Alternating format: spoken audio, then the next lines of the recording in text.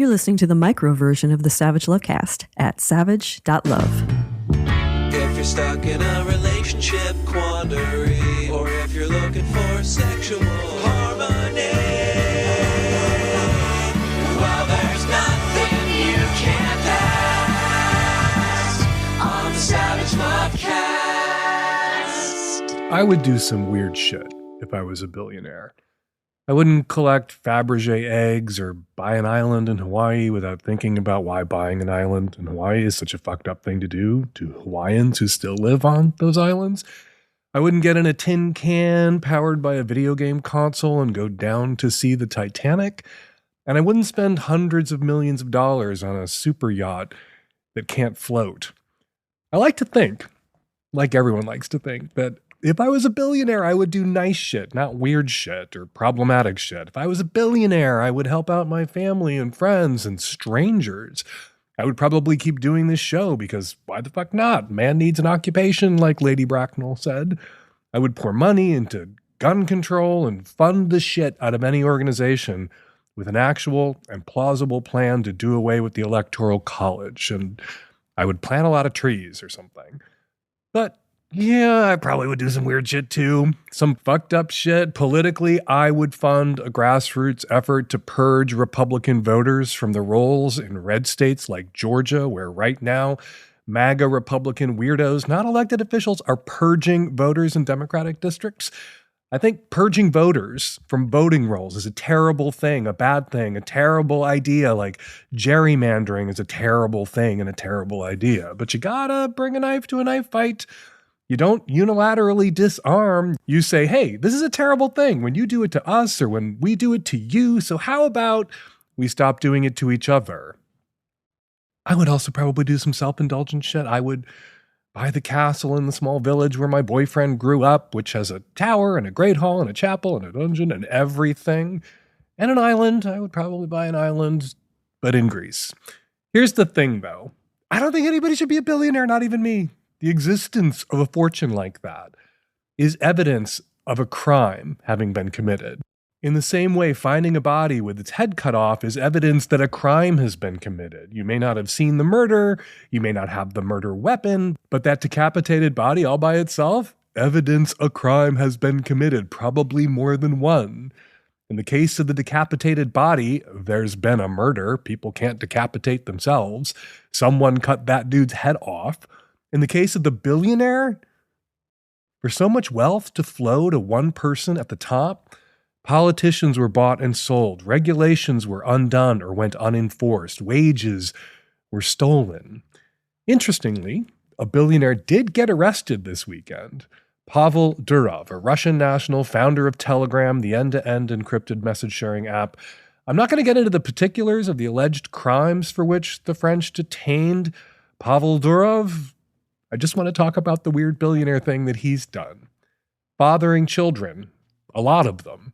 Not fathering them in the sense that he helps with homework or shows up at school plays, just fathering in the sense that he had an orgasm. He donates sperm, buckets of it, gallons of it, oceans of it. He's reportedly got more than 100 biological children rattling around out there. Treating your dick like a Pez dispenser filled with DNA is a lot of things, but it's not fatherhood. But like a lot of weird-ass billionaires, he believes his genetic material is superior to non-billionaire genetic material, and he is a natalist. People who believe that men like him, rich men, white men, need to have a lot more kids, and if women don't want to have kids with those men, then we need to figure out how to return to a culture of coercing women to have kids with men they don't want to have kids with. Here's hoping Durov's superior genetic material comes with a trust fund for each and every one of his kids to pay for the cosmetic surgeries they're going to need later in life if they want to look like dad when they grow up, or look like dad does now, because Durov's had some work done. Good work, quality work. He can obviously afford the best. He looks great. In all honesty, I would let him inseminate me. But his actual genetic material isn't coded for the hairline, cheekbones, or jawline he has now. Nice tits, though, for a billionaire. They're all over Instagram. If you want to check out Durov's tits, go to @Durov on Instagram and Threads. All of this weirdly brings me to Roseanne Barr. the disgraced comedian, terrible human being, Trump supporting, racist, not. I don't think she's well. But a long time ago, she said something I kind of agreed with. Two things, actually, she said that I agreed with. She wants someone out there to invent chocolate air. I would like that too. And back when she was running for president in 2012, she originally ran for the Green Party nomination, which she lost to eternal grifter Jill Stein. So Barr ran on the Peace and Freedom Party ticket and got 70,000 votes in 2012. That was before she entirely lost her mind, before she threw in with alleged billionaire criminal Donald Trump. To be clear, he is a criminal. That's not alleged. Convicted felon, sexual abuser. Only an alleged, by himself, billionaire. Back when Barr was running for president, she had this to say about billionaires. I first would allow the guilty bankers to pay, the ability to pay back anything over 100 million personal wealth, because I believe in a maximum wage of $100 million. And if they're unable to live on that amount, then they should, go to the re-education camps. And if that doesn't help, then be beheaded. A maximum wage. If you have billions of dollars, you should have to give back most of the money you stole. You should be able to live on a measly $100 million. You would still be obscenely wealthy. You would still have more money than any one person could spend in a lifetime. Your family would still benefit from the affirmative action of generational wealth, as Michelle Obama described it when talking about Donald Trump at the Democratic National Convention. Michelle Obama, man, she is done going high. But I agree with Barr. $100 million should be the best you can possibly do. And if you get to that or clear it, you might as well start paying your workers a living wage and stop giving more money than you would pay in taxes to Republican candidates who promise to cut your taxes and just pay your fucking taxes instead. Of course, this is how I feel right now. Check in with me again when Powerball is at $2 billion and I have a couple of lottery tickets in my pocket. All right, before we get to today's show, a quick business announcement for us here at Savage Love Inc. We are gearing up for Hump's 20th anniversary season in 2025. So we are reaching out to filmmakers, kinky people, sex havers, people who just want to have fun, to invite you to share your sexy, funny, and kinky short films with us. Hump films, always 5 minutes or less. Each Hump film, 5 minutes or less. They capture a diverse spectrum of experiences and expressions, all again within that exhilarating time limit of 5 minutes or less. Some new things coming to Hump in 2025, cash prizes. We're thrilled to announce the return of Audience Cash Awards to filmmakers, $10,000 in cash prizes awarded to filmmakers by audience vote. And starting in 2025, we're adding a new category for audiences to vote on in the Hump Awards. In addition to Best Sex, Best Kink, Best Humor, we've added Most Creative, Most Artistic to the ballot. And we will have 2 lineups next year, just like we did this year. We will have 2 Hump seasons, a spring and fall Hump seasons, to bring people more and more of that Hump goodness that they love so much. And as always, there is no cost to submit your film to Hump. We don't charge a fee to filmmakers to enter Hump. And every filmmaker whose film makes it into the festival gets a cut of every ticket sold. Go to humpfilmfest.com/submit to find out all you need to know about getting your dirty little masterpiece into our Dirty Little Film Festival. And we will see you in the theaters on the big screen in 2025. All right, coming up on today's show, tons of your Qs, lots of my As, and joining me for the Magnum, Nancy. Not our girl Nancy, not Savage Lovecast producer Nancy Hartunian, but Nancy, the straight male crossdresser who heard us ask if there were any straight male crossdressers out there in our audience who would want to come on the show and talk about cross-dressing, which you hear a lot less about these days than you used to. Tons of your great sex questions and a whole bonus Nancy coming up for you today on the Savage Lovecast. Let's get to that first question right now. This episode is brought to you by Helix Sleep, the makers of My Mattress and Your Next Mattress. Right now, Helix is offering 25% off all mattress orders and 2 free pillows for our listeners. Go to helixsleep.com/savage. This is their best offer yet. It won't last long. Go get your new mattress. With Helix, better sleep starts now. This episode is sponsored by Hims. Affordable access to ED treatment, all online. Start your free online visit today at hims.com/savage. Hi, Dan. I'm a gay trans guy, and I pass completely. Like, at work, if I come out to somebody, they usually are, like, shocked and excited and intrigued by the novelty of the situation. At my workplace, I'm directly out to what I would consider about, like, a fifth, like 20% of the staff, including a couple of managers. I've been assuming that, like, word would just get around and, like, hoping that just, like, everyone catches the vibe. So flash forward, I'm at a bar alone, and one of the higher up coworkers came and got a drink with me. At that drink, he came out to me as bisexual, and he specifically said to me in, like, a jovial tone, "I'm gay till the dick comes out." I responded to that in the moment, like, a little shocked, but, like, was just like, well, lots of guys don't have dicks, so you're in luck. But I didn't specifically say I don't.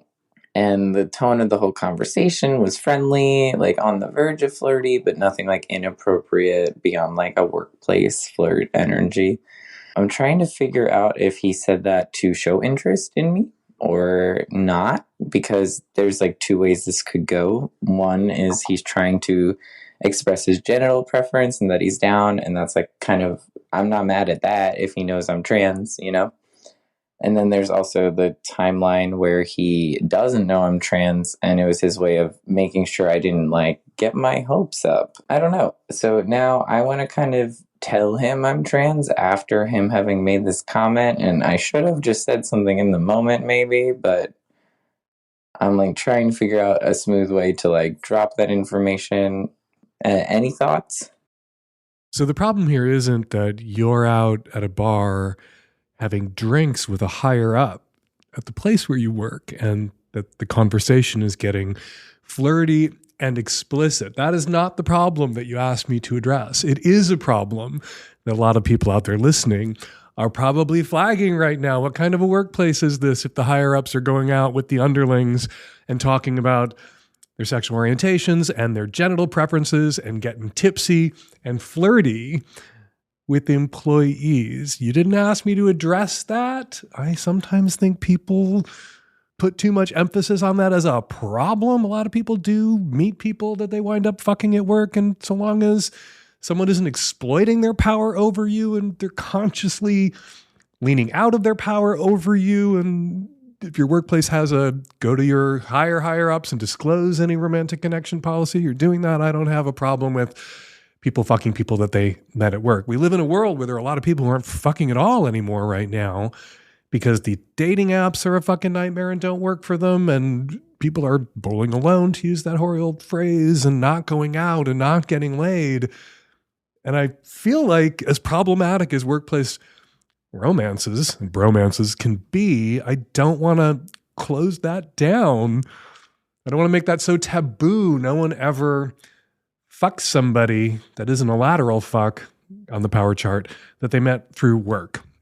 Anyway, what do you do? Well, my feeling, if you're out to 20%, you estimate, of your coworkers about being trans and out to a few of your managers about being trans, and you didn't swear them to secrecy when you came out to them as trans, and they aren't the kind of hand-wringing allies who are hyper-conscious of it not being their news to share, coming out to a fifth of people in your graduating class, coming out to a fifth of people at work, coming out to a fifth of your family typically means in pretty short order that the other 80% of your coworkers, classmates, family, whatever it is, find out, because word does indeed spread. So my money's on this guy was flirting with you, may know you're trans, likely knows you're trans, and this was going where you thought it was going. I'm gay until the dick comes out. There's more than one way to interpret that. I'm gay until my dick comes out and then I kind of lose it when I'm with a dude, trans or cis, or I'm gay so long as I'm getting blown by a guy who is keeping, if he has a dick, his dick in his pants, or bending over for me but doesn't expect me to bend over for him. I don't want to touch a dick. That's not gay. That would pass the gay muster in my gay house, but I guess that's gay for him. You say he identifies as bi. He's one of those guys who's using gay to mean any male-male sex that he engages in colloquially in a way that I think he's entitled to as a bi guy. But if a gay guy used gay to mean that, to use gay in that way in reference to the sex a bi guy might be having, it could be ... problematic. All right. So what do you do? Well, you went out, you had flirty drinks. The conversation went to what some may feel are inappropriate places and ended on a note of erotic tension and ambiguity. How do you resolve that erotic tension? How do you clarify what's ambiguous now? Well, you go out for drinks again and you keep talking to this dude if you are interested in this dude. But at some point, you're going to have to pull one of my signature moves, which is just looking at somebody and being really blunt. Hey, last time we had drinks, you said you're gay until the dick comes out. And I said, well, you're in luck because there's a lot of guys out there without dicks these days. I'm one of those guys. I'm a trans man and I haven't had bottom surgery. And I don't intend to get bottom surgery. So you could be gay for me without any dick other than yours ever coming out. And just hit on the motherfucker already. If it feels right. And it might be better with the workflow charts and the power structure and him being above you, him being a higher up, if you were the one who made the first explicit move. He may feel less at risk or less vulnerable to a charge of sexual harassment in the workplace if he, as the overling, didn't make the first move on you, the underling. But he certainly, I think, by having this conversation with you and where this conversation went, opened the door to you making that first move. Hi, Dan. I'm a straight male in my 40s. I heard a while back a woman calling to your show talking about the best sex she had ever had, and her description of that was that she had lots of orgasms. And it got me thinking, what was the best sex that I ever had? And I came to the same answer. It was when she had lots of orgasms. And that got me thinking. Today I'm recently divorced after a long sexless marriage, and I'm in my 40s. I'm thinking about, maybe meeting a woman again, but I'm very hesitant about having sex again because, it's really such a big part. It's a performance. I have to do well. If I don't do well, I ruin it for everybody because good sex, the measurement we have for that is that the woman has lots of orgasms, or the measurement that I have for it, at least. And I find it kind of weird because that means that it's not about enjoyment. I'm not there to enjoy it. I'm there to perform and do well, which is a bit strange, isn't it? Is it like that for women too? So it makes me kind of not wanting to have sex. I mean, why bother? The risks are so high of me, ruining it. And it kind of seems a bit unfair, to be honest. Dan, help me get my head around this. Am I just being a big baby? All right, let's get this out of the way first. Not all women can have multiple orgasms. Not all women who can have multiple orgasms report having had multiple orgasms at their last or during their last sexual experience, their most recent sexual experience. Only 15-ish%, according to the study I'm looking at right now, of women who can have multiple orgasms had multiples during the last sexual experience they enjoyed when they did have an orgasm, when they climaxed, but just climaxed once during their last sexual experience. So just knowing that for some women, not all women, for some women, multiple orgasms during a sexual encounter is they regard personally and subjectively as the best sex or a peak sexual experience. You're extrapolating from hearing about that from one woman who experiences multiple orgasms in that way and projecting it onto all women everywhere and assuming that all women everywhere feel exactly the same way, that they want to come and they don't want to come just once. And if they don't come a million times during a single sexual encounter, it wasn't the best sex they ever had. That's a really weird standard. You don't have the best sex you ever had every single time you have sex. You want good sex. You want rewarding sex, intimate sex, connected sex every time. But sometimes you do have maintenance sex or just calm and chill sex where you're connecting with your partner,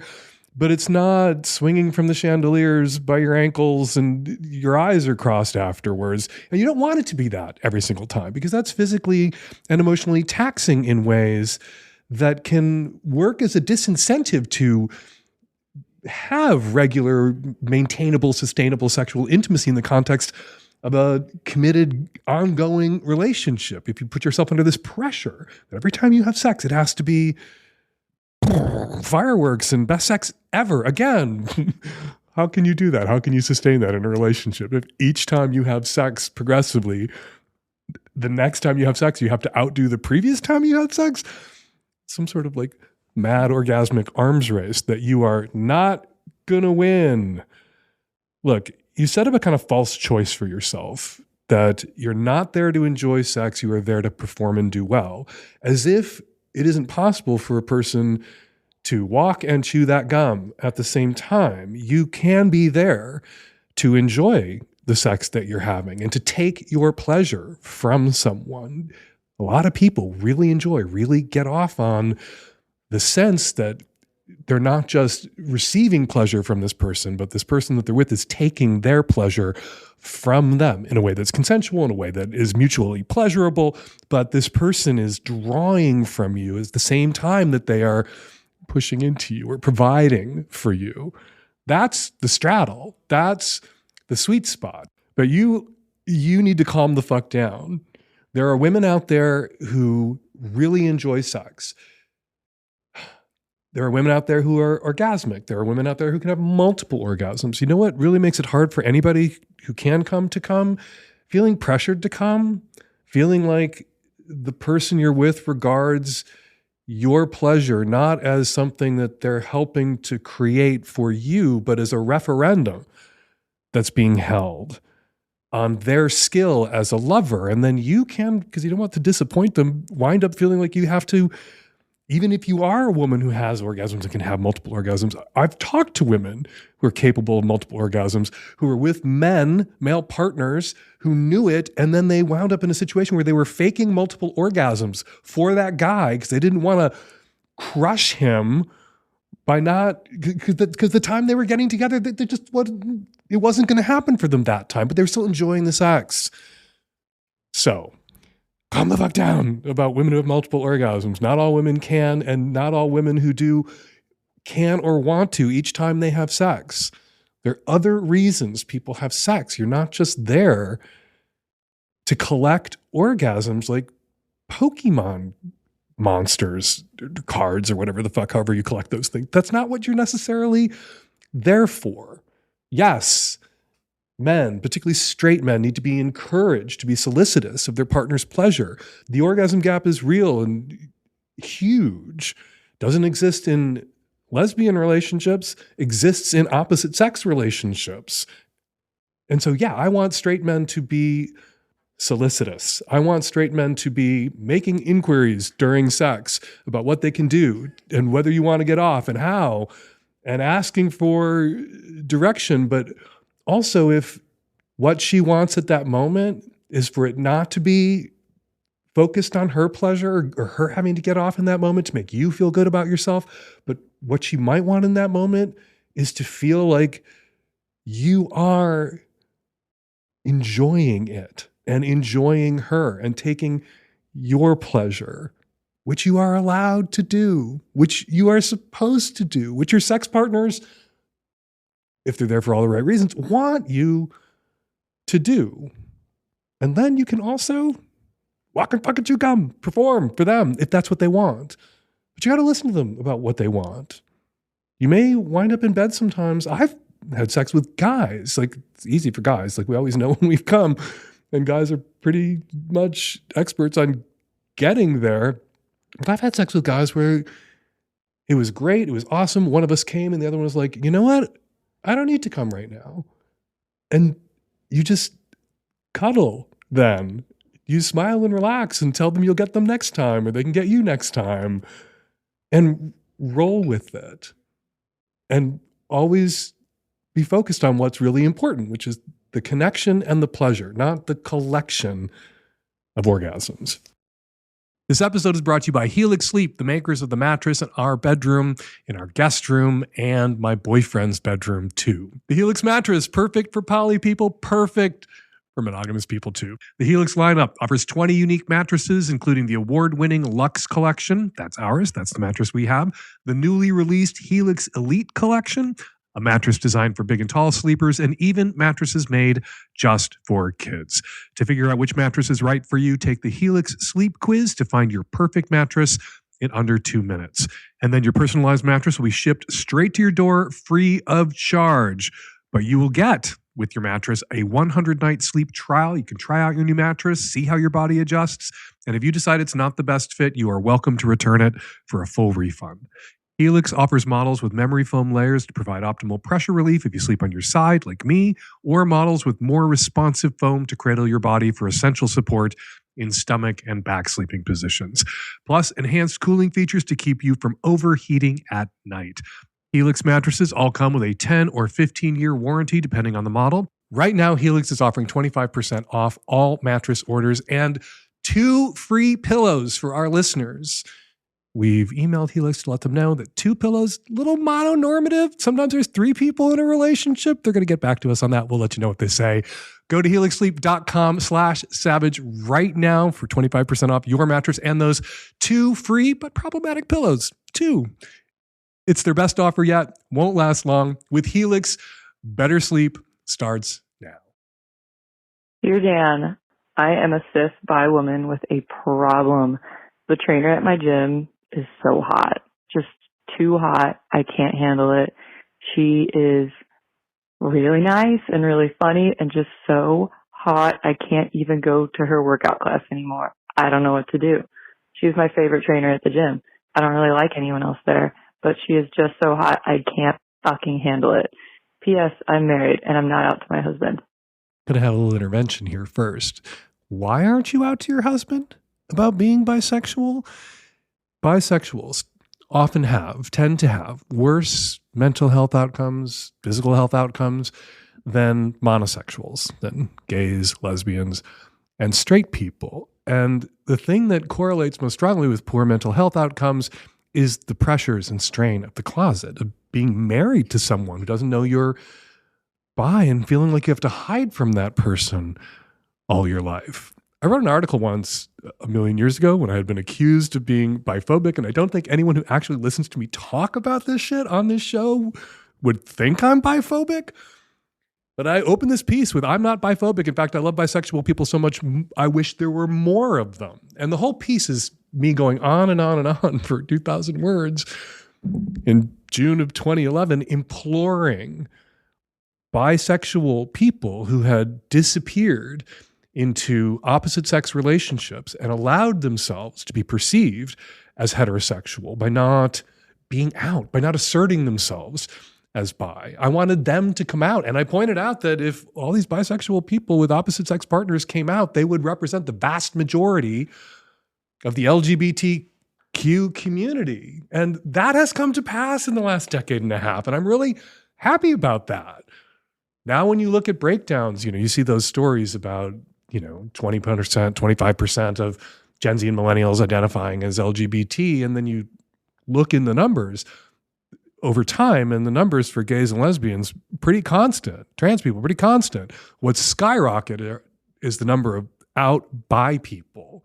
And that's wonderful. Why aren't you one of them? Why does your husband not know that you're bi? Are you not safe coming out to your husband as bisexual?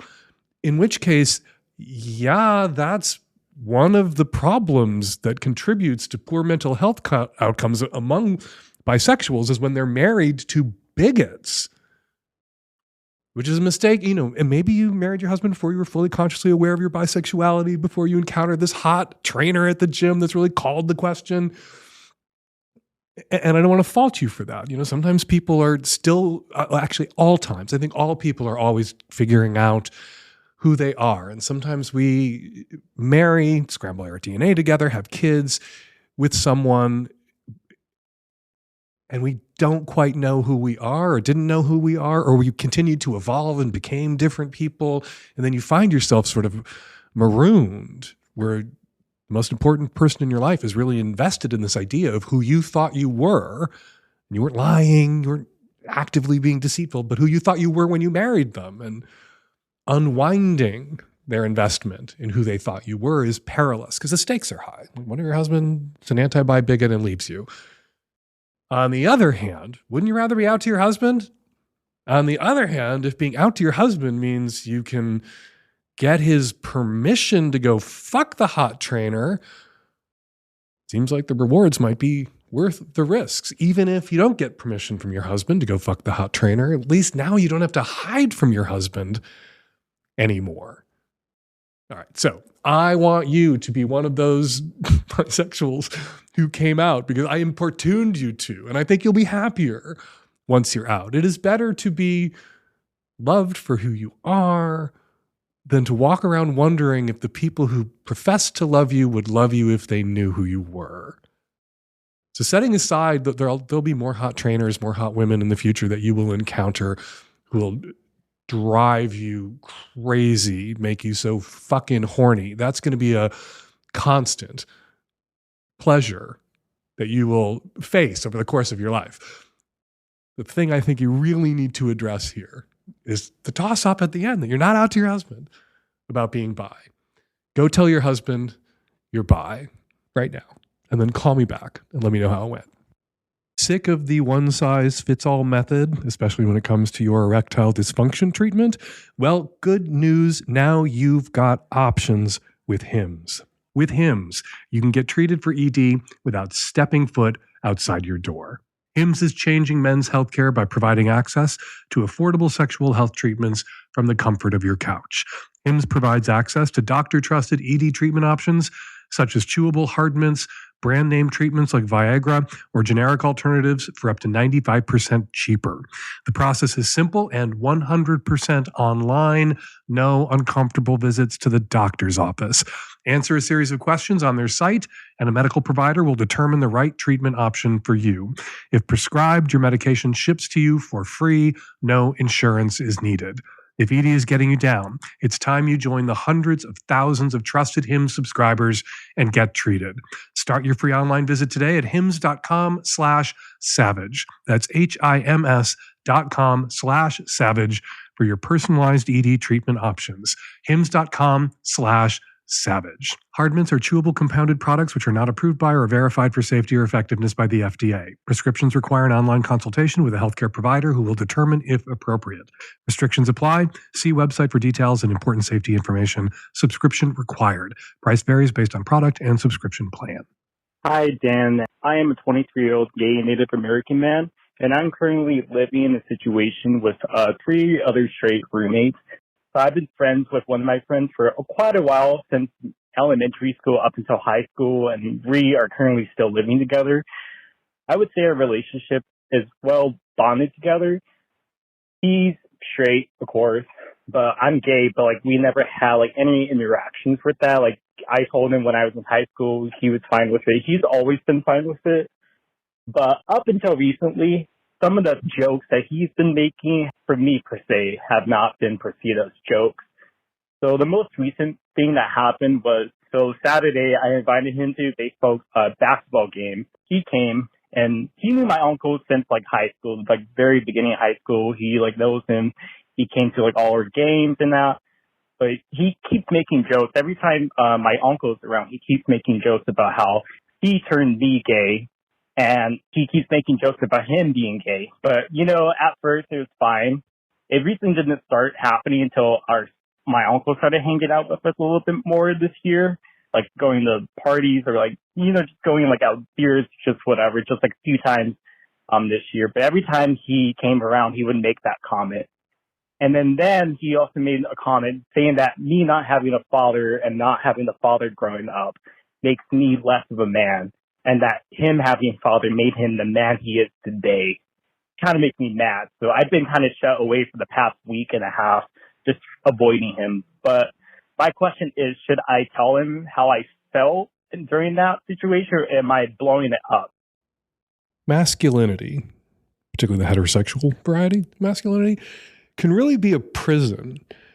What I hear when your friend says, that not having a father growing up made you less of a man, whereas he had a father growing up, and therefore he is more of a man, is that he's trapped in this performance of this idea of masculinity, of manhood that was imposed on him by his father or by the expectations that he feels his father has of him. And I think he looks at you and how free you are to be the man you are, the gay man that you are.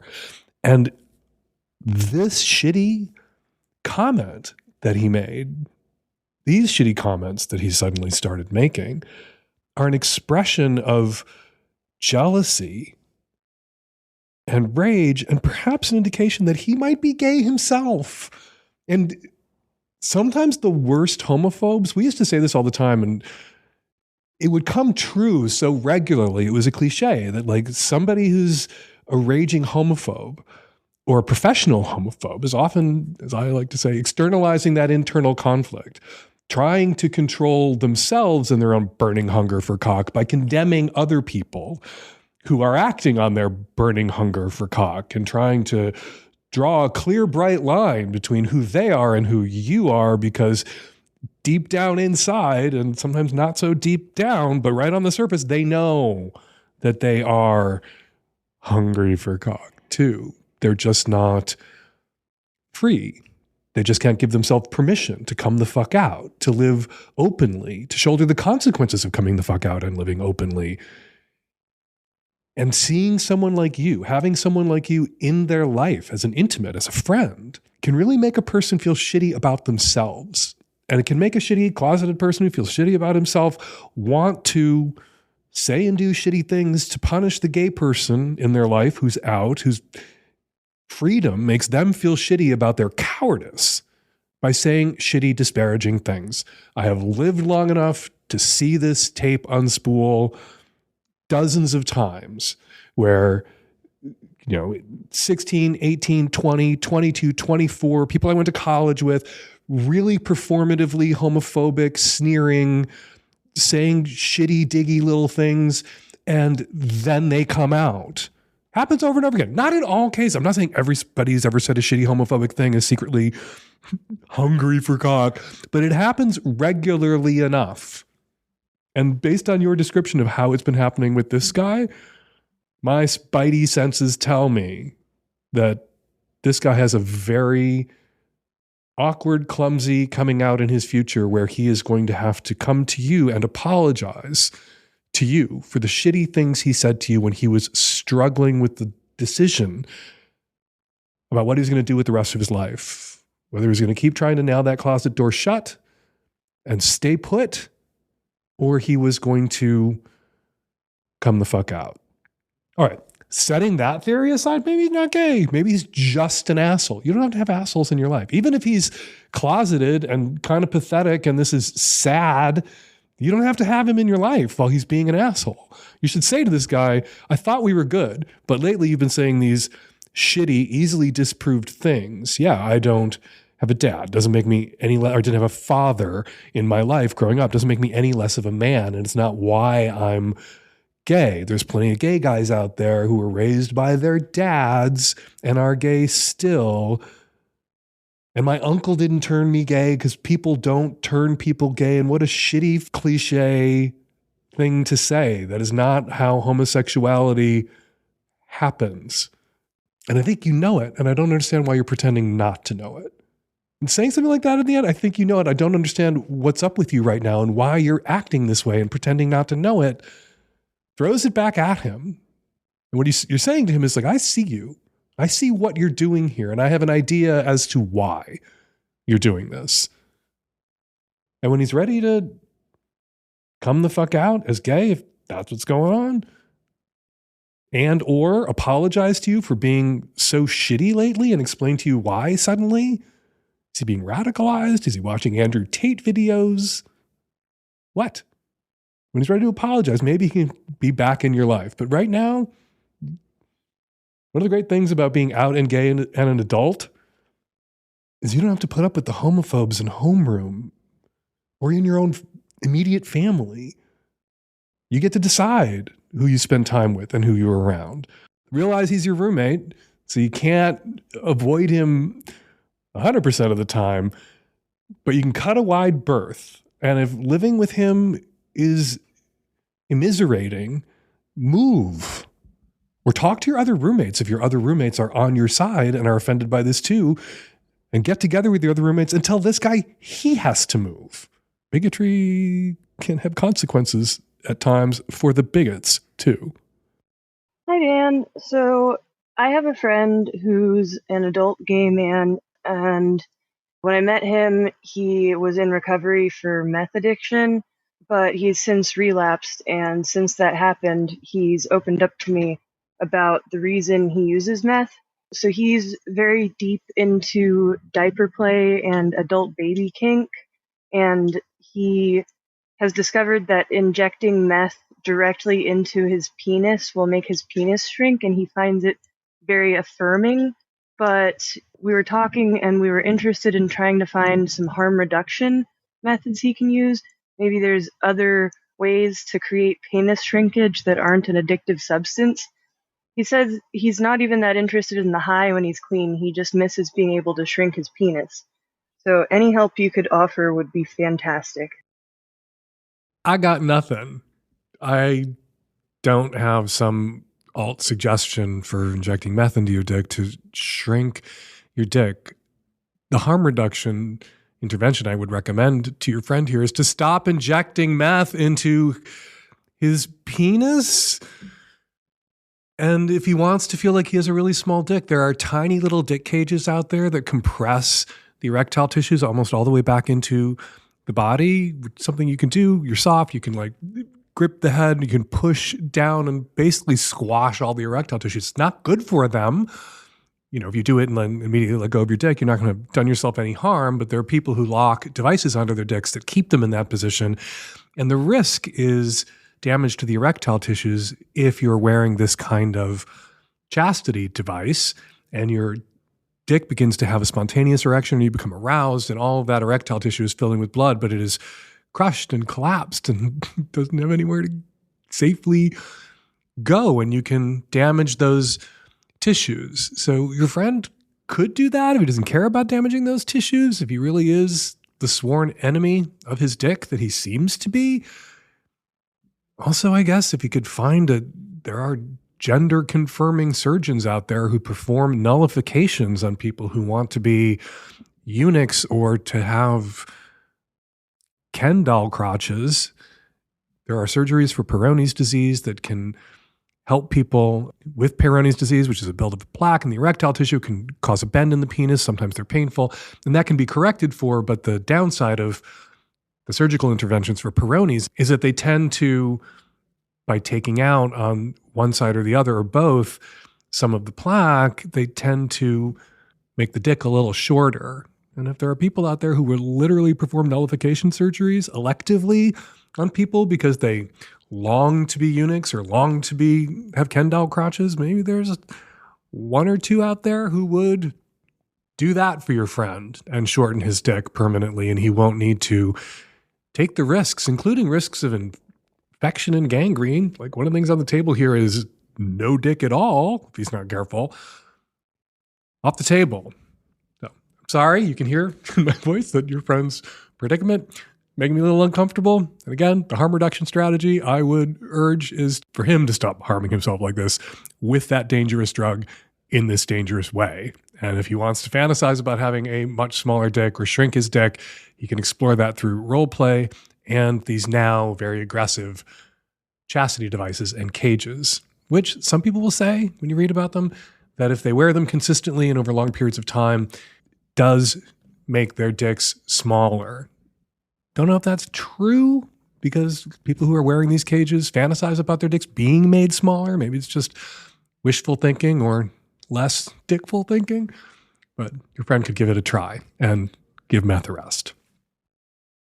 All right, time for the listener feedback section of the show. First up, some of the comments left on last week's show in the very lively comment thread at savage.love. Says, in contempo, the lady with the suction toys who was wondering about asking her new sex partners to use the suction toys that worked for her in her last relationship or marriage. Girl, just bring it up. One of the first times I had sex with my boyfriend, I asked if he could bring me off with my trusted vibrator, and he was like, sure. 7 years and 2 vibrators later, we still bring the toys in when we want some guaranteed fun for both of us. He has never been insecure about it. The guys who are insecure about it can hit the bricks as far as I'm concerned.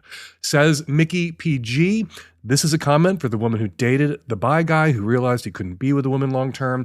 I would advise you to stay friends with him. He likes you as a person, and maybe he knows some nice hot bi guys he can set you up with. I briefly dated a woman who realized she wasn't really into men. We became good friends instead. She wound up setting me up with a wonderful friend of hers. Her friend and I, now married and have a child. The same could happen for you. Good luck. And finally, says Laura, I don't know. The idea that a man who mostly has had sex with men would be better at having sex with women for that reason sounds absurd to me, unless you believe straight guys just don't care about their partner's pleasure and don't learn from experience, which has not been my experience at all. Laura, I'm really glad that your experience with straight guys has been so positive. There are good straight guys out there. I like to think the good straight guys out there are listening to my show, but the orgasm gap exists for a reason, because not all straight guys are invested in their partner's pleasure or willing to learn from experience. And it makes sense to me. The idea that a guy who's been mostly with men might be willing to do whatever it takes to get his partner off, whoever his partner might be, makes sense to me, because if you're having sex with dudes a lot, it's not over until you both get off. There wouldn't be an orgasm gap if men who had sex only with women felt the same way. All right, for more listener feedback, keep listening as listener response calls are coming right up. Doing something different with Struggle Session lately. Struggle Session is where I usually respond to listener and reader comments, but for the rest of the summer, I am running letters and inviting readers to weigh in on letters that didn't make it into the column. Check that out at savage.love on Thursdays. And now, my favorite part of the show and everybody else's favorite part of the show, the part of the show where I shut my mouth and let my listeners have the last word. Papa Bear here, calling in regards to episode 929, where a caller wondered if being polyamorous belonged in the lgbtqia plus alphabet. I understand why it feels like it should. Poly people often face discrimination and stigma from others who only subscribe to societal norms. There are certainly parallels, especially since this discrimination has an origin in how people are sexually wired. I had the same question several years ago about BDSM and whether or not it belonged in the rainbow alphabet, or if I, a cis, straight, identified guy, belonged under the queer umbrella for being kinky, which is absolutely hardwired into my sexuality and always has been. I asked the question on FetLife and had a lot of pushback. Many queer people argued that being straight and having straight kinky sex, just like having multiple partners in straight relationships, is still just that, straight, not bi, pan, or queer, etc. Though I understood what they're saying, I really struggled with this answer. BDSM just felt queer to me. What I wasn't realizing is my kink sexuality felt queer to me because I'm queer, not straight. Expressing that in my kink was a safe way to first explore because I could pretend I was still straight since I only did things with other people with penises during kink scenes.